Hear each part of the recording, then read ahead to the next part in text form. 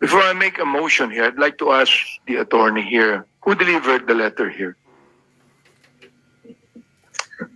We have no personal knowledge, Mr. Chair, who delivered the letter.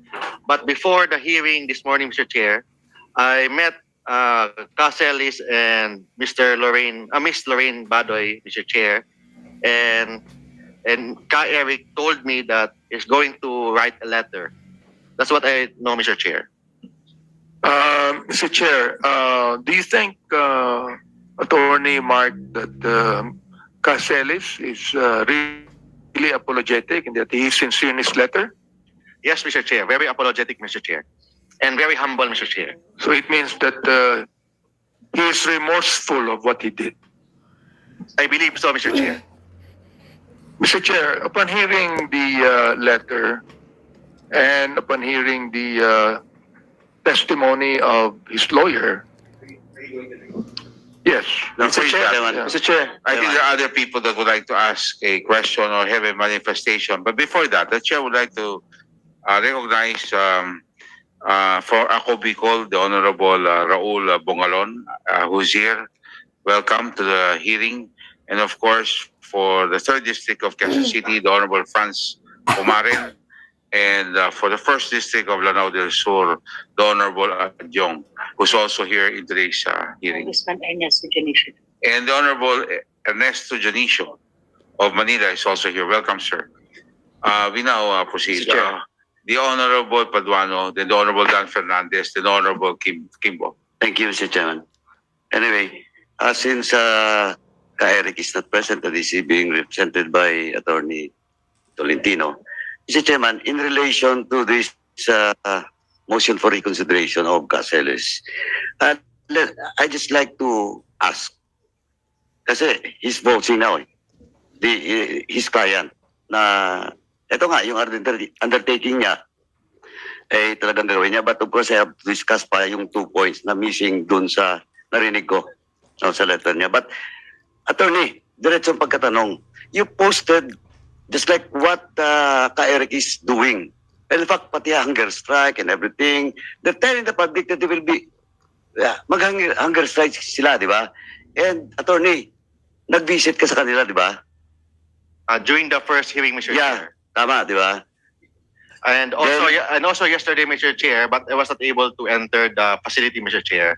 But we're not allowed by the security. Yeah, Mr. but Chair. do you confirm that during your visit, nag-post ka sa Facebook? And ang caption doon, visiting my 2 clients, illegally detained in Congress. Do you confirm that? Yes, Mr. Chair. So, But that is only my personal position, Mr. Chair. but you are a resource person in this committee. Don't you know that I can cite you in contempt for Section 11 again and letter F, undue interference? That's why, Mr. Chair, I'd like to apologize for that, Mr. Chair. That is only my personal position, Mr. Chair, and just expressing my... Oh no, Attorney, ayan ka na naman personal. Kaya nga personal what you are an invited resource person in this hearing and you are not allowed to attack Congress, especially this committee. Yes, Mr. Chair. That's why I'd like to apologize for that, Mr. Chair. And you should, tanggalin mo yung dapat. Yes, Mr. Chair, I will do And that, all Mr. those Chair. posts na tinitira mo yung mga, indirectly, tinitira yung mga members dito sa House. That's why, Mr. Chairman, just to manifest, paano ako maniniwala dito? Natitindigan niya yung statement ng affidavit ng kliyente niya kung siya mismo may problema dito sa conduct niya, behavior niya after and outside this committee hearing. Eh, of course, depende yan sa committee if they will accept your apologies. But of course, ako, I just want you, Attorney, don't do it again. And do you commit na tanggalin mo yun, yung mga post mo? After this hearing? Yes, Mr. Chair, I will. Okay. Thank you, Mr. Chair. May I proceed? Okay. Thank you, Mr. Chairman. Anyway, 2 points, Mr. Chairman. Ang request ni Eric is all about the medical condition of his mother. So, humanitarian. Now, but of course, nag-apologize siya with regards to misbehavior, conduct unbecoming during the hearing, etc., etc. Tapos pati yung vetting niya doon sa source niya. But, balik ko lang sa kay attorney. Attorney, tinanong ka kanina ni SDS, yung Rule 65 and 68 hindi pa ginamit ni Eric. Tama? As of, sabi ko kanina, as of now. Based on my personal knowledge, Mr. Chair, Mr. Chair, because whole day I'm here, Mr. Chair, and since I'm here, I have no personal knowledge whether he filed a certiorari or habeas corpus with the Supreme Court, Mr. Chair. Attorney, pwede po bang maging klaro tayo dyan sa issue niya? Pwede po bang tawagan niyo yung si Eric? Kasi, you know, that can change the complexion of whatever, you know. So can you make sure, because unless you're also the same lawyer that will file for him, ergo, he could not have done it. Iba ko yung story niya. I am not engaged by Mr. Celis with respect to the filing of certiorari if there is, Mr. Chair. Yes, but can you Can please... I request for 1 minute, Mr. Chair? Suspension declared. I will comment. Chairman? Suspension. Suspension para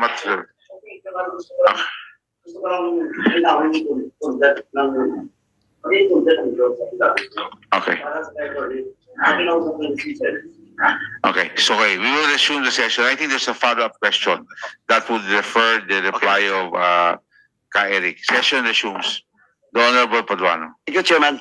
Anyway, two things, Mr. Chairman. Ito kasing may mga furlough din sa committee ko nung nakaraan. Pero iba yung sitwasyon dito kay Eric Now, ito lang attorney. Kasi sabi ko nga, yung undertaking niya, apologies lang. Okay, now, after ma-lift o temporarily lifted ang detention niya, sa labas siya. Now, kailangan to, amended dapat ang gagawin natin dyan kung papayag siya. That he will commit not to issue public statements outside against this investigation, individual members of this committee, and that includes the whole Congress. That's number one. Wala akong assurance. If I may. Attorney Rolex, please. Tapusin ko lang, Okay, Chairman, I'm sorry, bago I'm sorry. pumasok si Attorney Rolex. kababayan ko. Anyway, Kasi Manwa. that's one. Number two, yung question malinaw dapat na he will not seek relief, especially on Rule 65 and 68, Mr. Chairman. Dapat maging bahagi yan ng affidavit niya. Okay. Kasi, just in case, we can also use it. Kung lalapit sa Supreme Court, we can also use it. Di ba? Just like what we did with Governor Mamba. Okay. So, kailangan dito, Mr. Chairman, linawin natin Okay. yung mismong affidavit niya. Thank you, Mr. Chairman. Mr. Chairman, hear me, no? That Mr. Celis is a threat to our national security. Considering that he mentioned that in all fairness, no, dahil may sakit po yung kanyang nanay, even my mom is right now is in the hospital, but I'm still trying to work at it right now. But I think we have this kind of situation wherein nagkaroon po ng mistrust and distrust yung ating pong hearing regarding Mr. Celis. And even the president of this country have signed a new national security policy comprising 2023 and 2028. And this in this policy that was signed by the president, it encompasses the meaning of security of this country, the national security. It only not includes the national sovereignty, the territorial integrity, but including the political stability and public security. Thereby, ito pong si Mr. Celis, no, because of non-disclosure of his false information, have lead to animosity and adversity between the upper and the lower chamber. And as a matter of fact, Mr. Chairman, ako mismo yung mga empleyado ko, hindi lang naman po tayo nag-aaproba ng budget dito ng different departments. We also have a constant daily communication with the different employees of the upper chamber. We are amending laws, we are drafting and crafting house bills, and we have a constant communication with them. Yung isang empleyado, Mr. Chairman, kausap yung isang empleyado ng senador. Ang tawag sa atin, mga traidor. Ang tawag naman natin sa kanila, mga hudas. And this is causing political instability and also involving the public in this issue. So much more that political instability is being created. Mismo pong si Mr. Celis, no? I believe, no? Yung pagiging puso at yung kanyang puso at sa kanyang isipan, yung pagiging kadre niya, he is not properly rehabilitated. It's always been there. Never been gone. And I believe, never will be, Mr. Chairman. That's the reason why meron siyang salita na kung hindi magkakaroon ng magandang hindi siya mapapagbigyan, babalik na lang po siya sa pagiging NPA. We are living in a democracy. And every one of us is here, elected by the people. We are debating, we are interpolating. Sometimes we are being rejected, but we agree on voting on something, and that's the reason why. How can we be assured of that after we have given him, to be released in the detention in this House of Representatives, nakakasigurado po ba tayo na hindi po tayo aatakihin muli? And we have been elected by the people, and it is our right to vote. Diba? On something that pertains to our national security. At sa paningin ko po, Mr. Chairman, hindi pa po napapanahon, no? Now, in relation naman po kay Mrs. Badoy, I leave it to the discretion of this committee if we're going to release her, because siya naman po ay nagsinungaling lamang dito sa committee ito, and probably out of the good courtesy of this committee, we can release her. But of course, yung binitawan ni Mr. Celis, very critical po to. And even the president have ordered us, in-order niya sa kanyang national policy, na sinabi niya to succeed the new national security policy, the whole of government approach and the whole of the nation approach must be considered and harmonized in our program and strategy. And even the policymakers can likewise use this document as a guiding tool to secure our national security. Nakakatakot po. But unless that, yun na nga po, magsalita po si Mr. Celis that he will respect the decision of this committee, then I will change my consideration. Thank you very much, the Honorable Dan Fernandez. Anyway, may I ask Attorney Mark? Mark, Attorney Tolentino, can you really check with your client while some members are speaking here? Okay, yes, Mr. Chair. So you may want to validate so we can save time, no? You're supposed to answer the question raised by the Honorable Paduano for clarity so that she can vote properly for this measure. The Honorable Kimbo is requested. Thank you, Mr. Chair. Mr. Chair, in the letter of Mr. Celis, he mentioned or he apologized for certain violations of the ethical code, right, of, I suppose, media practitioners. And so I would like to ask Attorney Mark or Attorney Rolex if these ethical violations are also the same basis for the suspension that you imposed upon him. So earlier you mentioned that you have a newly convened editorial board, and that editorial board recently decided to suspend him. So pwede ba namin malaman kung yun ba yung basehan? Yun po ba? I will give way to my colleague because he was able to talk to him earlier today. In short, ano ba yung findings ninyo with respect to yung violation nung yung sinasabi niyang ethical yung ethical considerations na nabanggit doon sa sulat? Actually, Mr.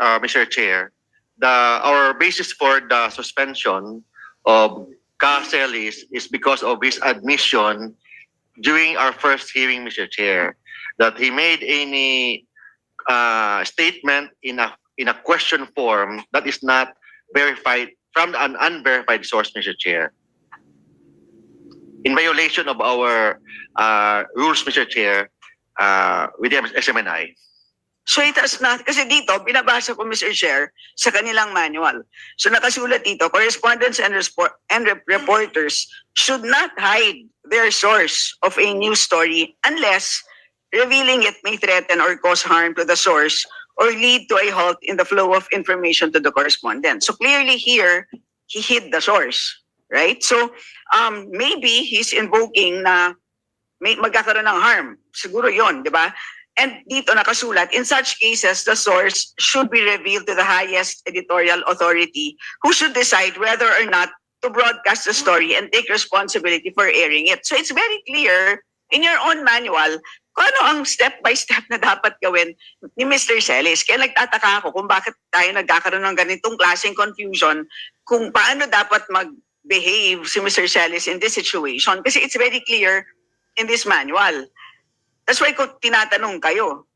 So, clearly, yung source na ito ay dapat alam nung editorial, ng highest editorial authority.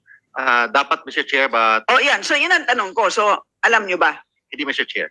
O, so kayo rin ay nag-violate itong sarili ninyo manual? During the program, Mr. Chair, it was a live. It was a live No, show. hindi yun ang tanong ko. Dito lang siya. We were not informed, Mr. Chair, because he was just reading a text at the time. Okay, so in short, yung A text message at the time in a live interview, a live so program. yung suspension ninyo is not based on what I read. It's based on his admission, Mr. Chair, that he made an unverified his statement in a question form is based on an unverified source, Mr. Chair. Okay, so it has nothing to do with this. With this particular. Partly, Mr. Chair, is something to do with our manual, Mr. Chair. Okay, so I will reserve my other questions relating to this in the next hearing or after we decide on this, Mr. Chair. Pero mukhang yes, it's not related. Okay, the Honorable Paduano is still waiting for the Mr. Chair, reply. we weren't able to communicate with our client, Mr. Chair, And because based on our information, he was only given 1 or 2 hours per day to use the cell phone. I don't know if this is the time, Mr. Chair. Chairman, Mr. Chairman, since we're talking about Celis, you know, andyan naman po siya eh. Why not invite him over and try to find out if he will going to assure this committee that he will not be speaking against us, considering that yes, of course, I think it is incumbent upon us, to invite him over, considering that he is just around, and we can ask him directly for us to find out kung the letter that he wrote was sincerely coming from him and not being written by other people, diba? So I think it's just proper and right for us to find out. Mr. Chair, I concur. I concur with Congressman. Honorable Toby Chanko. Actually, that is one proposal. One proposal also is if we could allow the lawyer to visit his client. What would you prefer, Mr. Chairman? Well,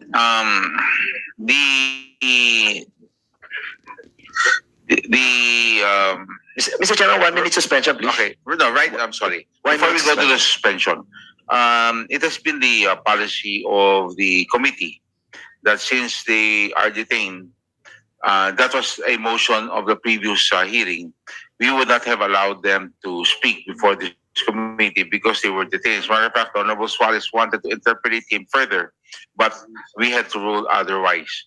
But in this case, it changes the complexion because now this is a furlough that he is requesting. And there are questions that he would like to ask. So maybe on a motion of the Honorable Dan Fernandez, this session is hereby suspended. Okay. Done. Hindi kasi, ulat niya ba talaga yan?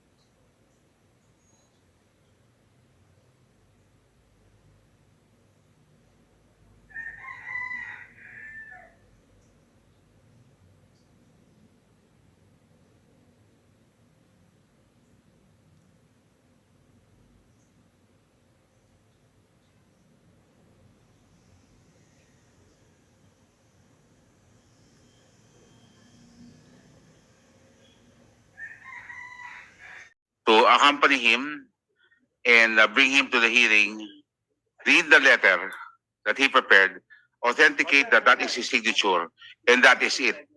I suggest that we should not anymore. Then we will ask him to leave. Then a vote will be called for this request for furlough. Can I request, Mr. Chair, that Yes, Attorney. Kay Eric will sit beside me, Mr. Chair? Sure, ikaw. Basta, abogado, ikaw talaga abogado niya. Yes, Ayaw, Mr. Chair. di ba pwede sa tabi ni Rolex? Gusto mo ikatabi mo? Ano, pasensya ka lang dahil nabuto ko si Rolex Supli ko, ha? Okay, so may I direct the COMSEC to please ask the Sergeant Rams to fetch Eric and bring him to the to this Anday Hall, and we will ask him to read the letter and state that this is his signature for everyone to confirm. Because hindi nakakaduda kung siya ho gumawa to o hindi. So ulit, session is suspended.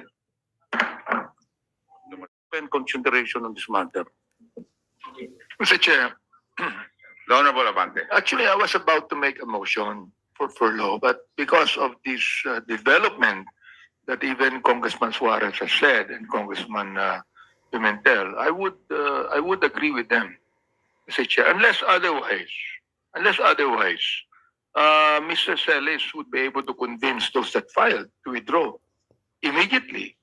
We might be able to consider, but if they will not be able to withdraw, Mr. Chair, then we would like to let them know that they're going to stay here in this Christmas season, from here until New Year, and that would be very, very hard for them. They should realize that. Thank you very much, Honorable Abante. So, yeah, the motion of the Honorable Pimentel. The motion, Mr. Chair, I move that we suspend the consideration on the request of Mr. Celis. So move, Mr. Chair. There's a motion, Second. seconded by the Honorable Senior Deputy Speaker Gonzalez and the Honorable Benny Abante. The chair hearing no objections on a unanimous vote. We